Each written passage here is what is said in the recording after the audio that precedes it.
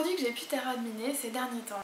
Il y en a quelques-uns, après je vais vous donner mon avis dessus, je vais vous dire si je pense les racheter ou pas.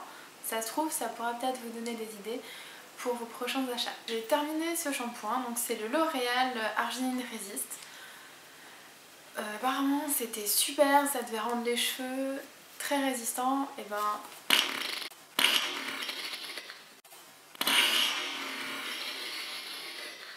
Franchement c'est super nul, enfin moi en tout cas j'ai absolument rien vu de différent au niveau de la résistance de mes cheveux. Franchement déception totale, donc oui, non, évidemment je ne rachèterai pas. Ensuite en continuant sur les cheveux, c'est le Garnier Ultra Doux shampoing sec purifiant à l'extrait de citron. Je vous garantis que ça vous permet vraiment d'espacer les shampoings. Si vraiment vous n'avez pas le temps une fois de vous laver les cheveux, un petit coup de spray, vous attendez 4-5 minutes. C'est la 3e bouteille que j'utilise et je peux vous garantir que franchement c'est super.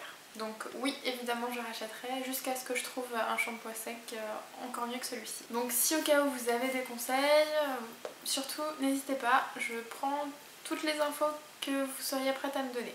Pour terminer avec les produits qui ne sont pas du maquillage, ce sera cette crème pour les mains de la marque Essence que je peux trouver en Allemagne. Ça doit être le 2e flacon que je termine, sachant qu'avec le froid qui fait en ce moment, mes mains sont extrêmement sèches.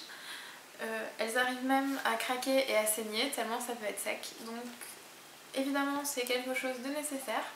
Je dois en mettre à peu près tous les jours, si c'est pas 2 à 3 fois par jour. Petit plus, ça n'est pas uniquement pour les mains mais également pour les ongles. En ce qui concerne le démaquillage, j'ai terminé il y a un jour ou deux mon démaquillant biphasé pour les yeux. Pour tout ce qui est maquillage waterproof, c'est génial.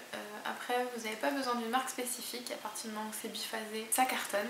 Surtout si vous avez tendance à utiliser du waterproof comme moi je le fais, le biphasé aux huiles d'olive pure, c'est pour vous. Passons maintenant au visage. J'ai donc fini un toner, également de la marque Essence. Oui, hein, vous allez me dire il y en a beaucoup, mais en même temps, comme je suis pas loin, forcément je profite vu que c'est des petits prix.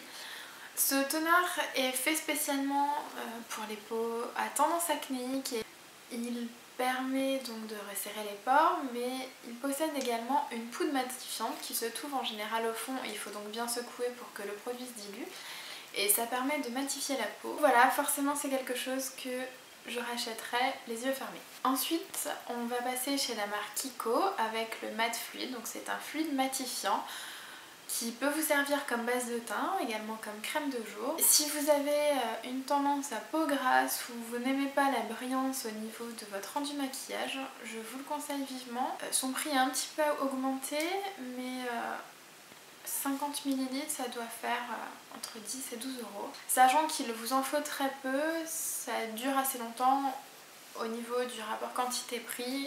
C'est assez correct. Pour continuer toujours avec le teint, j'ai terminé ma poudre créatrice. C'est la poudre Prime and Fine. C'est une poudre translucide que vous pouvez trouver chez L'Oréal, chez MAC, chez Make Up Forever. À partir du moment où la poudre est transparente, en tout cas blanche, ça permet de matifier toutes les peaux de n'importe quelle carnation. Vous en trouvez des plus ou moins chères, sachant qu'en général ça a la même utilité. Je vous recommande de comparer les prix et de voir ce qui peut vous convenir le mieux. Je vais ensuite passer aux yeux. Vous avez probablement pu remarquer que dans la plupart des vidéos je mets de l'eyeliner. C'est donc quelque chose que j'utilise énormément. J'ai pu en terminer 3, donc histoire de tester différentes marques aussi. Donc il y a le Super Liner de L'Oréal, il y a l'eyeliner waterproof de chez Catrice et un autre de Essence avec l'embout mousse. Les deux premiers sont waterproof, le Essence ne l'est pas. Au niveau de la tenue c'est très correct. Après, entre la différence de prix entre le L'Oréal et le Catrice, je vous recommande vivement le Catrice également au niveau de la tenue qui se vaut totalement avec le L'Oréal. Je vois pas l'intérêt de dépenser plus quand c'est le même produit. Pour continuer au niveau des yeux, il y a donc ce mascara, un Essence encore une fois, que vous avez probablement pu voir dans plusieurs de mes vidéos. Donc qui est le 2 en 1 volume mascara. En fait il y a donc deux looks possibles, le premier avec la première brosse et l'autre avec le deuxième. En fait c'est la même brosse, quand vous ouvrez, donc celle-ci c'est le look volume, et quand vous pouvez dévisser l'autre embout et vous pouvez voir qu'en le tirant, il y a l'excédent de mascara qui reste ici. Vous voyez? Et donc on peut retirer et la brosse est là. Donc ça, ce sera utilisé pour la longueur et l'autre, donc ici, avec plus de produits sur la brosse, ce sera à utiliser pour le volume. Donc en fonction de ce que vous voulez, vous pouvez utiliser soit une brosse, soit l'autre, ou bien les deux. Donc d'abord la longueur et ensuite le volume. C'est un très bon mascara au niveau de la tenue. Franchement, il ne fait absolument pas de marque noire au bout de la journée. C'est donc quelque chose que j'ai déjà racheté. Je sais qu'il y a beaucoup de grandes marques qui le font. Testez les brosses, voir si elles vous conviennent, mais en tout cas ça peut être une très bonne alternative à deux mascaras différents. Enfin, pour terminer, je vais donc vous parler du correcteur Maybelline. Celui-ci, je l'ai entamé à déjà bien plus de la moitié, vous voyez il est là. Donc il y a déjà ça d'utilisé. C'est l'effet anti-âge instantané, donc avec un applicateur sous forme de mousse comme vous pouvez voir. Et la couvrance est quand même super. On va voir, même étalé, on peut bien voir que ça corrige.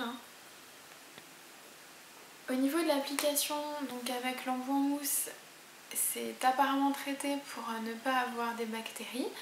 Après, à vous de vous faire votre propre opinion. Si vous n'aimez pas ça, vous pouvez toujours prendre le produit avec un pinceau et l'appliquer sur vos cernes.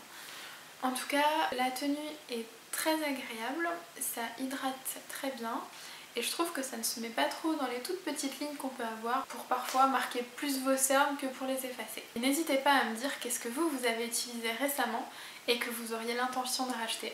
Ça se trouve, ce sera peut-être le prochain produit favori de l'une d'entre nous, alors surtout n'hésitez pas à partager. Voilà, on est enfin arrivé au bout de tous les produits que j'ai pu utiliser. Donc si cette vidéo vous a plu, surtout n'hésitez pas à mettre un petit j'aime et abonnez-vous si vous pensez que les prochaines vidéos que je pourrai faire pourraient vous être utiles. Salut tout le monde!